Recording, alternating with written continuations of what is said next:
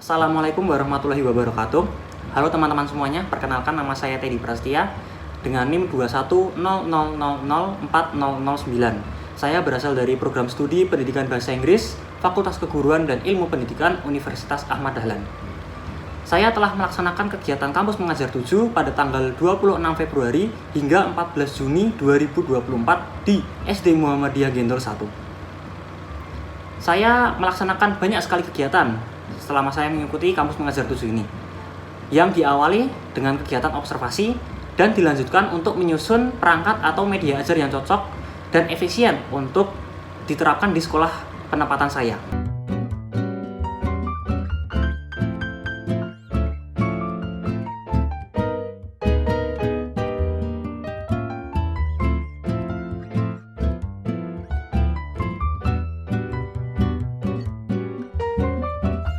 Observasi yang saya lakukan itu dibantu oleh Bapak Ibu Guru dan juga Kepala Sekolah yang telah memberikan saya kesempatan untuk terjun langsung ke dalam kelas untuk mengamati hal-hal apa saja yang terjadi di dalam kelas ketika kegiatan belajar mengajar terjadi. Hasil observasi yang saya dapatkan yaitu guru di sekolah ini masih sering menggunakan metode pembelajaran konvensional atau dengan cara ceramah. Jadi guru hanya membaca materi yang ada di buku dan murid diminta untuk menyimak dan membaca ulang apa yang telah dijelaskan dan dilanjutkan untuk mengerjakan tugas-tugas yang ada di dalam LKS atau di buku tersebut. Sehingga media ajar atau media pembelajaran seperti PPT, flashcard atau mungkin games dan lainnya itu tuh sangat cocok diterapkan di sekolah penempatan ini. Setelah mendapatkan data dari observasi, saya lanjut untuk menyiapkan perangkat atau media ajar yang saya perlukan, yaitu PPT dan flashcard yang saya buat menggunakan aplikasi Canva.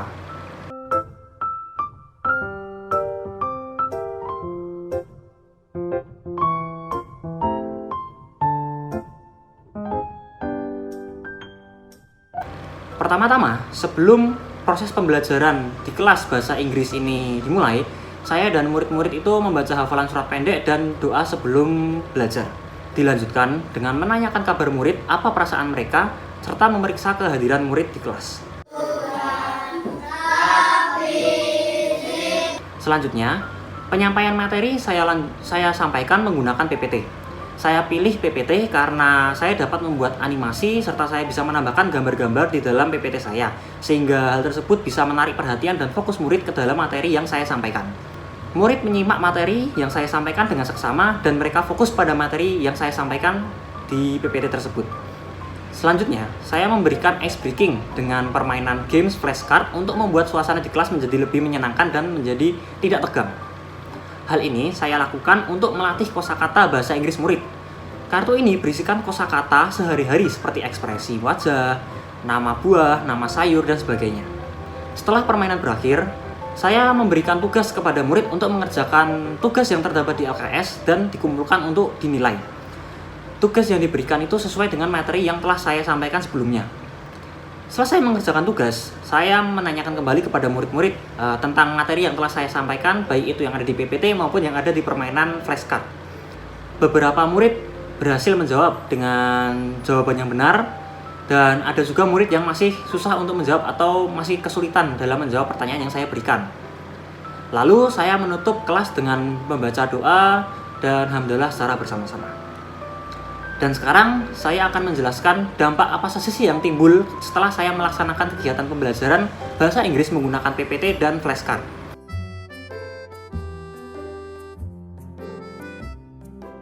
Pertama, saya akan menjelaskan tentang dampak positifnya terlebih dahulu. Dampak positif yang terlihat jelas itu sebagai berikut.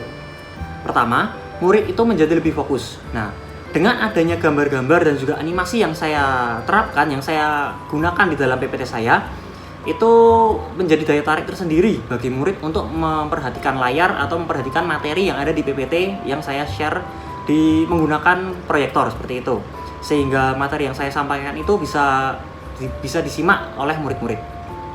Selanjutnya, mudah diingat dan menambah kosakata baru bagi murid. Dengan permainan flashcard dan juga dengan penyampaian materi menggunakan PPT, murid itu menjadi lebih mudah untuk mengingat apa saja sih kosakata bahasa Inggris yang mereka pelajari dengan bantuan gambar. Jadi flashcard yang saya gunakan itu sebuah kartu yang ada gambarnya dan di bawah ada teks bahasa Inggrisnya. Seperti itu. Selanjutnya, meningkatkan antusias murid karena murid sering diberikan materi dengan cara konvensional atau ceramah dan membaca saja. Jadi murid itu masih sering merasakan yang namanya rasa ngantuk dan juga kurang antusias untuk mengikuti pembelajaran bahasa Inggris seperti itu. Jadi media ajar yang saya terapkan itu bisa menjadi sebuah angin segar bagi murid-murid untuk belajar sehingga mereka menjadi lebih bahagia dan menjadi lebih senang ketika mengikuti pembelajaran bahasa Inggris.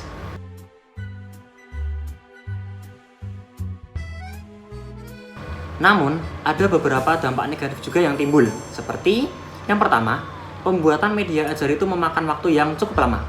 Jadi, pembuatan flashcard dan PowerPoint atau PPT itu memakan waktu yang tidak sebentar karena saya harus mencari gambar, saya harus mencari teks, dan saya harus menyesuaikan materi yang ada di buku untuk saya pindahkan ke PPT dan saya harus membuatnya secara efisien dan mudah dibaca dan mudah dipahami oleh murid-murid. Dan saya harus menyetak flashcardnya, saya harus memilih gambarnya dulu, saya harus mencari teksnya dulu, dan saya aplikasikan ke dalam flashcard, saya cetak, saya potong, baru bisa digunakan. Jadi tidak secara instan seperti itu. Selanjutnya, murid yang terpaku pada gambar. Nah, murid itu terlihat antusias ketika memperhatikan materi yang saya berikan melewati PPT atau menggunakan flashcard. Nah, bisa jadi ada beberapa murid yang hanya fokus pada gambar yang ada di PPT ataupun yang ada di flashcard, sehingga mereka itu ada beberapa murid yang masih tidak mengerti ini tuh sebenarnya apa sih, dibacanya gimana sih, seperti itu. Jadi karena mereka itu terlalu sering melihat gambar yang ada di media ajar yang saya berikan. Selanjutnya, materi pendahuluan itu harus disampaikan terlebih dahulu jika ingin menggunakan flashcard. Nah, kita itu tidak bisa langsung mengajar pembelajaran itu langsung menggunakan flashcard. Harus ada materi yang disampaikan di awal pembelajaran terlebih dahulu dan dilanjutkan dengan menggunakan media pembelajaran flashcard. Dan yang terakhir adalah testimoni dari salah satu murid yang menyatakan bahwasanya pembelajaran yang saya gunakan atau media pembelajaran yang saya gunakan yaitu PPT dan juga flashcard itu menyenangkan karena mereka itu baru pertama kali menggunakan media ajar seperti ini. Dan mereka merasa bahwasanya mereka bisa bermain sambil belajar di waktu yang bersamaan tanpa harus takut untuk ketinggalan materi pembelajaran di sekolah. Selama kegiatan kampus mengajar, saya dan teman-teman kelompok saya melaksanakan banyak sekali program kerja atau kegiatan untuk meningkatkan kemampuan numerasi dan literasi murid-murid di sekolah tersebut.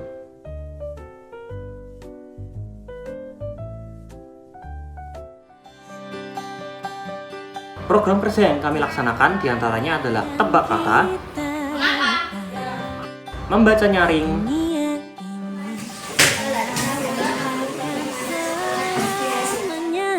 merangkai kalimat efektif dengan stik kentang, menaklukkan ragu, beranikan diri, kan ku kejar lingkungan kaya teks, dan ku terbang tinggi, majalah dinding, tidak ku pasti bisa,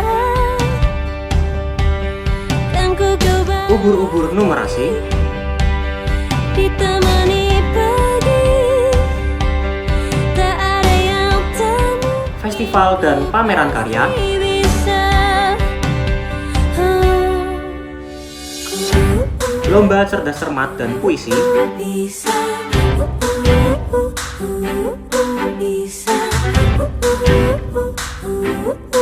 bisa. tutor literasi, pelatihan Canva dan belajar komputer, pengelolaan perpustakaan, Dunia ini tak akan selamanya menunggu kita menaklukkan ragu, beranikan diri, kan ku kejar mimpi, kan ku terbang pojok baca, pembelajaran numerasi dengan web, ku pasti bisa, AKM kelas, kan ku coba lagi. petualangan numerasi, Ditemani pagi, tak ada yang tak pengenalan tumbuhan di sekitar, bisa. pohon impian, Bisa, ular tangga numerasi, numerasi dengan kartu, bisa. Kan ku kejar mimpi, kan ku Dan yang terakhir, sosialisasi bencana alam bersama Tagana Sleman. Tidak, aku pasti bisa. Sekian dari saya. Wassalamualaikum warahmatullahi wabarakatuh.